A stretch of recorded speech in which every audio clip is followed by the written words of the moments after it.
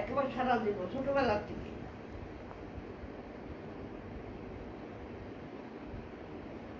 আর মাসের শেষ হয়েছ না, তোমার কাকারও আমি কিছু বলতে পারছি না, বলতে পারছি মাসের শেষ। আজ কয় তারিখ বা? আজকে 13, 14 তারিখ তো হবে, 13। শেষের দিকে আইস না, এইসব দুপুরবেলায় তোমার কাকা মোবাইল এই কারেন্টের 500 টাকা ভরিল, তার খাওয়া লাগে।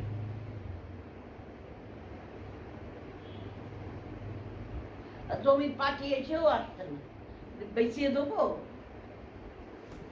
হবে না।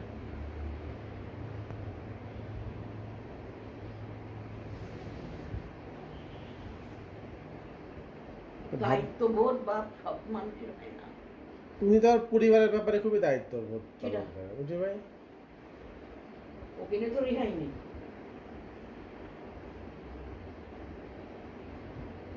মিঠি ভাই এখানে একটা দর্শন আছে, সেটা হচ্ছে যে এই বাড়ির মানে চাচার ইনকাম তো সবাই খায়, মিঠু ভাই তো খায় না, মিঠু ভাইয়ের পরিবার তো খায় না, উনি কেন সব দেবে? এটা নিয়ে চিন্তা করি। আমি বলি যে কারো দেওয়ার দরকার নেই। আমি মা, আমি ফেলতেছি না, আমার ফেরাইতে দেয়।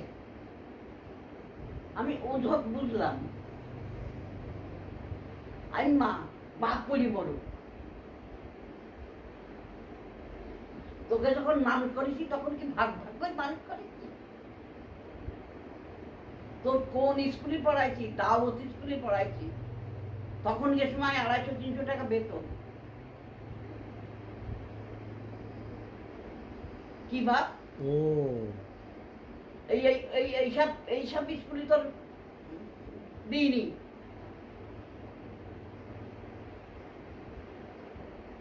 ঠিকই। সবচেয়ে সেরা স্কুলে পড়াইছি, নার্সারিতে ভর্তি করেছি, আর ম্যাট্রিক পাস করে সেখানে বের করেছি।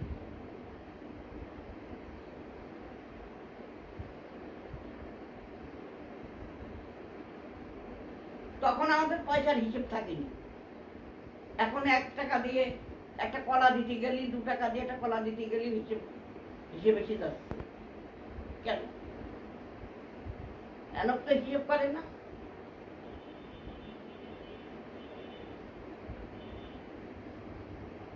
বলি না এনকে চাপ দেবো না, চাপ দেবো না, তা হবে না তো। ওই এনকই করা লাগবে সব,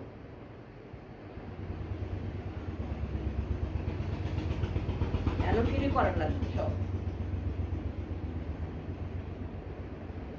6-7 মাস পর মেয়ে স্কুলে গেলি, এই ছুটি ছিল মেলা দিন, স্কুলে গেলি তাই স্কুলের বেতন দিয়েছে এনক।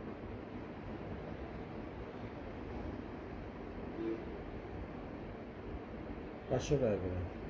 হ্যাঁ,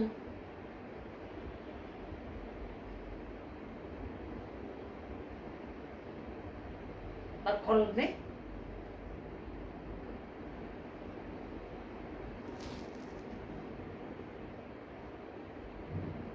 ভাবি শুনে রাগ করিনি যখন গেছে যে তোমরা ডিম ভাজি করে খাবা?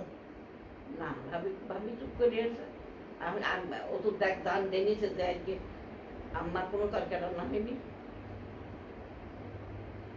কিন্তু আপনাদের স্পেশাল রান্না করা উচিত তো, মানে পেঁপে বা এরকম কিছু একটা রান্না করা উচিত।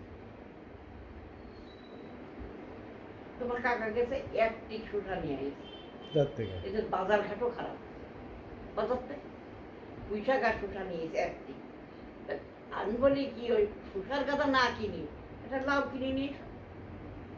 সামনে কম দামে পাইছে। না চকচকি শুষা দেয়, শুষা